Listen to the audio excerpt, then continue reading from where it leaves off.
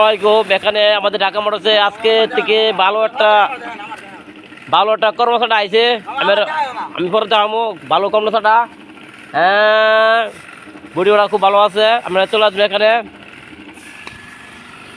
একটা গাড়ি আছে বহু দূরত্বে, একটা গাড়ি আছে দূরত্বে। আমরা চলে আসবো এখানে।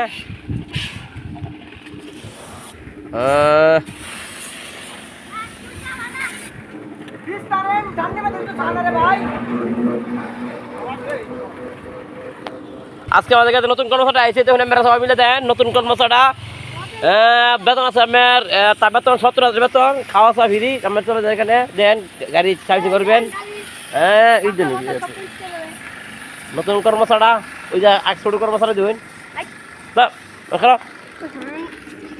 নতুন কর্মচারী দিবেন। এটা বেতন 5,000 টাকা দিই, খাওয়ান 14 ফ্রি।